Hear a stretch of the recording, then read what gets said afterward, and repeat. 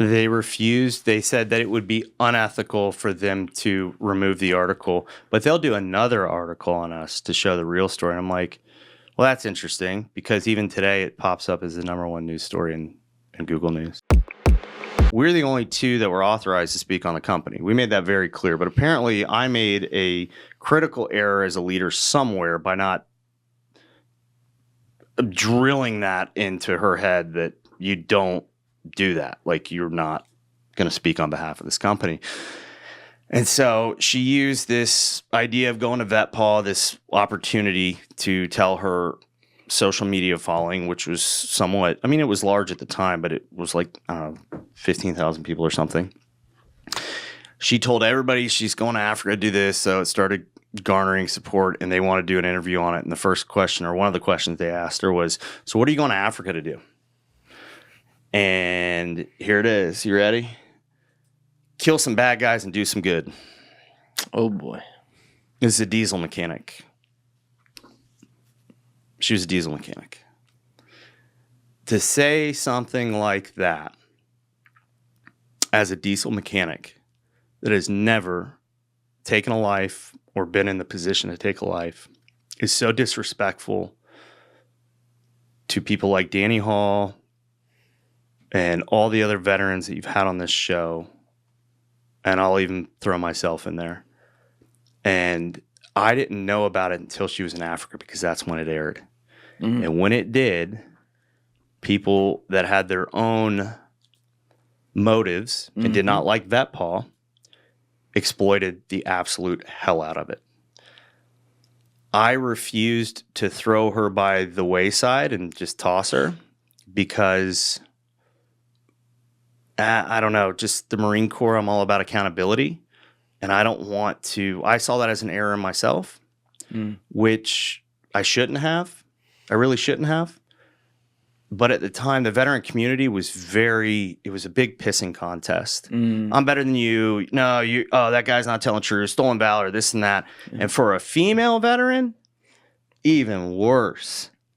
And it's a flaw in me. Like, at least at the time, I was overly emotional and too compassionate. And inside of me, I didn't want to leave her out to dry. I was like, hey, this is my fault. I couldn't have prevented it, but somehow it's my fault. And I didn't want to just leave her to. That's a leadership quality. I was about to say, that's taking full accountability for something that, you did let her into the organization, or you let her, behind closed doors, but to do something that was totally wildly out of line, that was totally untrue. It's just, And let me actually slightly defend her for a second and really defend you guys. It was very stupid, but she said it. Mm-hmm. It wasn't like there was some story where some cowboy went out there and blew a couple people away, completely against orders or whatever. She didn't do it maliciously. Right. She wasn't standing over dead bodies smiling like Abu Ghraib or some shit. She said something stupid.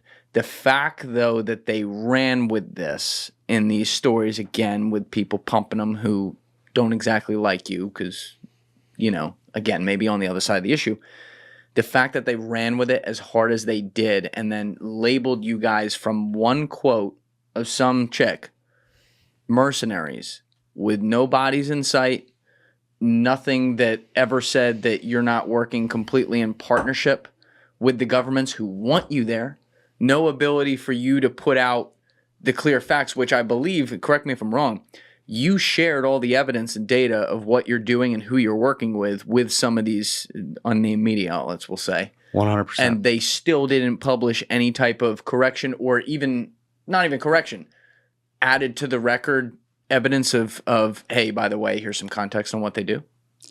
They refused. They said that it would be unethical for them to remove the article, but they'll do another article on us to show the real story. And I'm like, well, that's interesting because even today it pops up as the #1 news story in Google News. Not for long. Not for long. But it is interesting to see, and a lot of people that have never, taken a human life and then glorifying that, and then for people that have and the mental strain or just, it's a Oh, yeah. serious Yeah. issue. And this is something that, to throw that out there so loosely like that, especially the way she did, and then the amount of longevity and the lasting power it has on Google right now it's just ridiculous. Yeah, and I'll say this too, because man, like I said, I'm not a Bible thumper by any means. I'm a Christian person, godly, spiritual, whatever you want to call it.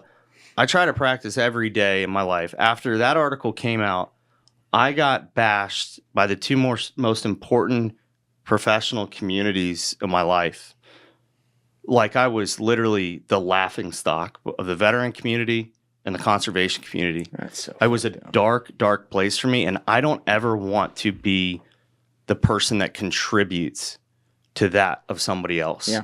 And so I say this because she, as a female veteran, on a tacticalshit.com interview, she was probably under a lot of pressure. She was probably saying what she thought she was supposed to say, and probably, like, you know what I mean? So I get it. It was a stupid thing to say.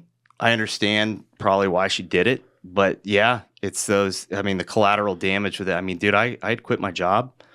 I was going through a lot of personal things. I mean, it was a very trying time for me, but I'll say this. Yeah, I would love for that article to go away because it should.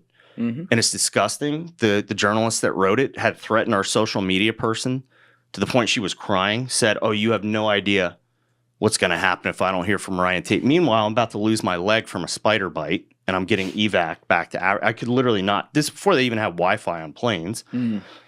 And this dude's threatening. I mean, there was an agenda behind it. Sure. And if you go back and look at the people that were interviewed into it, which I shouldn't say because it's just going to get more clicks and boost it back up, but I'll say it. Those people are gone. One woman, I had a restraining order on. She was a cyber stalker. No longer has a conservation organization because she's a fraud.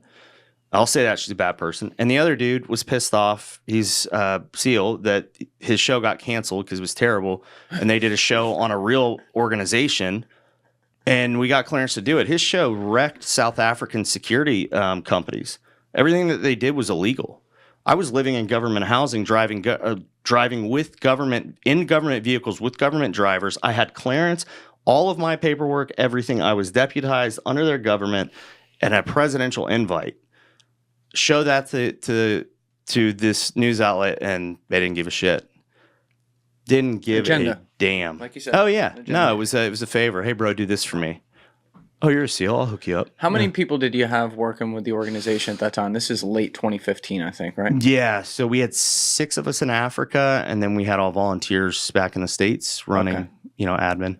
And I got ditched by all the people in the States too when that came out. Oh yeah, yeah. They ran for cover. They were like, "Peace out, we're out. Take us off the website." I was literally just. Who were these people? Were they military Oh, associated? one of them, she was working for the State Department. Maria, she helped me start the organization and believed in me, and it really sucked. It really It's sucked. so sad when people got to scurry off the ship because of how things look. But I'll tell you this, bro. That article, now, I wear it as a badge of honor because I'm still fucking here. Oh, I yeah. love that. I'm in How this did- for the right reasons, and there's no doubt about it. I don't give a shit what it takes. I made the sacrifices. My veterans are still here. Our team is still here, and nobody can argue with that. How did you come out of that? Because this is early on. I mean, you actually had a few more people than I thought you did at that time. So, like, you had some size.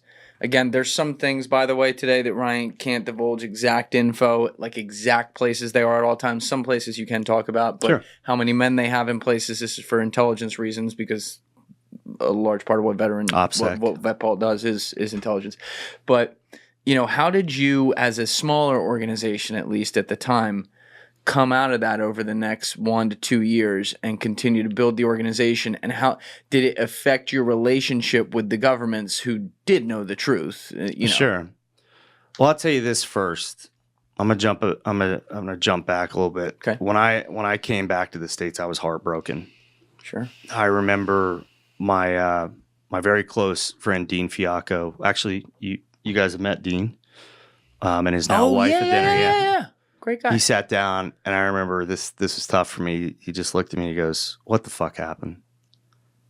And I explained it to him, and you could see he believed in me. He's always been one of my closest friends. since I met him, but you could see it in his eyes, just like, what the hell, dude? And then going home and my mother saying, is this really worth it? And telling her right back without hesitation, you damn right it is. I gotta double down. I gotta. Yeah. Like I'm as hard headed as my mother, and I know that she would do the same. Thank you for watching the video, guys. If you haven't already subscribed, please smash that subscribe button and check out this clip's full podcast episode by clicking here or in the description below.